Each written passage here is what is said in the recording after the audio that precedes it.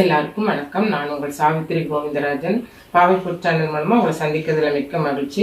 என்னுடைய சேனலை சப்ஸ்கிரைப் செய்து கொடுத்து உங்களுக்கு எல்லாருக்கும் ரொம்ப நன்றி. இதே மாதிரி உங்களுக்கு சப்போர்ட் பண்ணுங்க. இன்னைக்கு என்ன ரெசிபி பண்ண போறோம்னு பார்த்தீங்கன்னா வடை தான் செய்ய போறோம். நம்ம வடை வந்து யாராவது கெஸ்ட் வந்துட்டாலும் கூட சீக்கிரமா 10 நிமிஷத்துல நம்ம வடை சுட்டுலாம். அந்த வடை எப்படி செய்யலாம் என்ன அப்படின்னு வடைங்கிறது வந்து பருப்பு வடை. அது எப்படி செய்யலாம் அப்படிங்கிறத பார்க்கலாம். வாங்க இதுக்கு என்னென்ன பொருள் வேணும்னு பார்க்கலாம். இதுக்கு கடல் பருப்பு தான் எடுத்திருக்கேன். வடைப்பருப்பும் எடுத்துக்கலாம், அது வடைப்பருப்புன்னு சொல்லுவாங்க. இப்போ அந்த கடலைப்பருப்பு வந்து ஒரு 1/4 கிலோக்கு மேலே கொஞ்சம் ஜாஸ்தியாக இருக்குது. அதுக்கு தேவையானது பார்த்தீங்கன்னா 10-20 சின்ன வெங்காயம், சீரகம் 1 ஸ்பூனு, இதுக்கு 2 பச்சை மிளகாயும் 2 காஞ்ச மிளகாயும் எடுத்துருக்கிறேன். அப்புறம் ஒரு கொஞ்சம் கருவேப்பிலையும் கொத்தமல்லி தலையும், இஞ்சி வந்து பார்த்திங்கன்னா ஒரு விரலில் 2 இன்ச்சு கணத்துக்கு எடுத்திருக்கேன். இவ்வளோதாங்க. இப்போ இதை நம்ம மிக்சியில் அரைக்கணும். எப்படி அரைக்கிறதுன்னு பார்க்கலாம். நான் சின்ன ஜார்லேயே 2 தடவை போட்டுக்கிறேன். பாருங்கள், ஃபஸ்ட்டு கொஞ்சம் கூட தண்ணி இருக்கக்கூடாது. பருப்பு பார்த்திங்கன்னா பருப்பும் வந்து 2-3 மணி நேரம்லாம் ஊற வைக்கக்கூடாது. பருப்பு வந்து நம்ம ஒரு 3/4 மணி நேரம் ஊறினா போதும், மீறினா 1 மணி நேரம். இப்போ இது கூட வந்து பார்த்திங்கன்னா சீரகம் ஒரு 1/2 ஸ்பூன் இதில் சேர்த்துக்கிறேன், பாக்கி 1/2 ஸ்பூன் வந்து அந்த பருப்புக்கு சேர்த்துக்கிறேன். இப்போ இதை மட்டும் நான் மிக்சியில் அரைச்சிட்டு காட்டுறேன். இப்போ இதை அரைச்சி எடுத்தாச்சு. 10 செகண்ட் தான் ஆகும் இது அரைக்கிறதுக்கு. ஏன்னா பருப்பு வந்து பல்ஸ் மோடில் போட்டுட்டு அதுக்கப்புறம் ஒரு தடவை ட்ரின்னு விட்டு எடுத்தீங்கனாலே போதும். ரொம்ப நைஸாக அரைக்க வேண்டாம். பாருங்கள், அந்த மாதிரி தான் அரைச்சி எடுத்துருக்குறேன். இப்போ பார்த்தீங்கன்னா இந்த வெங்காயம், அப்புறம் இந்த இஞ்சி, அதுக்கப்புறம் 2 வரமிளகாய், அப்புறம் பச்சை மிளகாய். இதையும் வந்து நம்ம கட் பண்ணி போடுறதில்ல. நான் இதை வந்து நாங்கள் சின்னதுலேருந்து நாங்கள் இப்படி தான் செய்வோம்.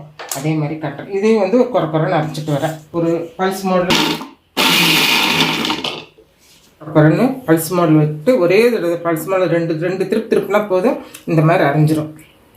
அப்புறம் இதை வந்து கடலைப்பருப்பு அரைச்சிருக்கோம்ல, அது கூட இது சேர்த்துக்கலாம். சேர்த்துட்டு நம்ம கொத்தமல்லி இப்படி பிடிச்சா ஒரு இந்த அளவுக்கு, அதே மாதிரி கருவேப்பிலை, அப்புறம் தேவைக்கேற்ற உப்பு வந்து போட்டு நான் அரைக்கலை, நான் இதுதான் போடுறேன். ஒரு சின்ன ஸ்பூனுக்கு ஒரு ஸ்பூன் போட்டிருக்கேன். இப்போ இதெல்லாம் நம்ம பிசைஞ்சிட்டு இதை வந்து பார்த்திங்கன்னா நம்ம இந்த வெங்காயம், கருவேப்பிலை, கொத்தமல்லி தழை, உப்பு இதெல்லாம் போட்டிருக்கோம்ல, இதெல்லாம் நல்லா பிசைஞ்சிக்கணும். பெரிய வேலையெல்லாம் இது ஒன்றும் இல்லைங்க, சீக்கிரமாக நம்ம செஞ்சிடலாம். பாருங்கள், இப்படி பிசைஞ்சிட்டு இப்போ நம்ம வந்து சின்ன சின்ன உருண்டைகளாக ஒரு தட்டுக்குள்ளே பிடிச்சி வச்சுக்கலாம். அப்போ நமக்கு தட்டி போடுறதுக்கு ஈஸியாக இருக்கும். இப்படி இந்த மாதிரி சின்ன சின்ன உருண்டைகளாக உருட்டி வச்சிட்டோம்னா நமக்கு தட்டி போடுறதுக்கு ஈஸியாக இருக்கும். இதெல்லாம் ஃபுல்லாக உருண்டை பிடிச்சிட்டு பார்க்கலாம். பாருங்கள், எண்ணெய் காஞ்சிருச்சு. நாம் வந்து இந்த மாதிரி தட்டி இதில் போட்டுடணும். இப்படி தட்ட தெரியலன்னா நான் அடுத்தது போடும்போது நான் காட்டுறேன். அது வேறு மாதிரி நீங்கள் தட்டி போட்டுக்கலாம்.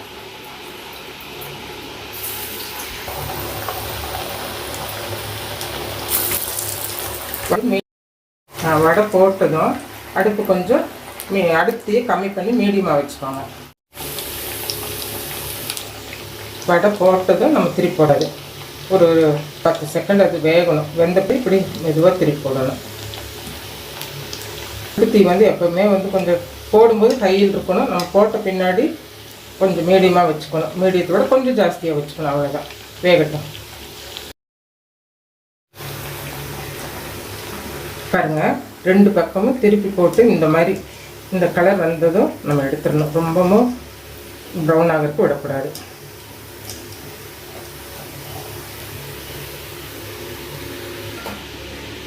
இப்போ வடை வந்து பார்த்தீங்கன்னா இப்படி கையில் தட்டி போட தெரியலன்னா என்ன பண்ணுறீங்கன்னா இப்படி இந்த உள்ளங்கையில் தட்டிக்கலாம். இல்லைன்னா ஒரு பாலித்தீன் பேப்பர் வச்சுக்கலாம். அதில் வச்சு இந்த மாதிரி இப்படி தட்டி இப்படியும் நீங்கள் போடலாம். இந்த மாதிரியும் நீங்கள் போடலாம்.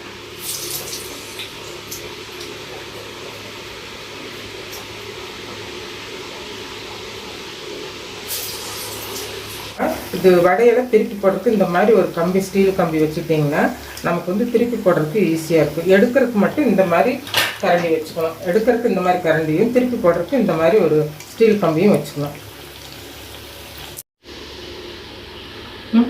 பாருங்கள், வடை ரெடி ஆயிடுச்சு. 10 நிமிஷம் தான் ஆச்சு.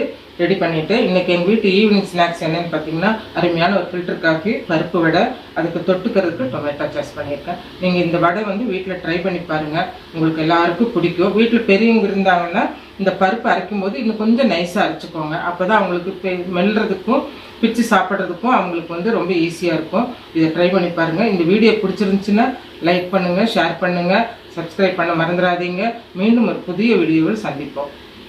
நன்றி, வணக்கம்.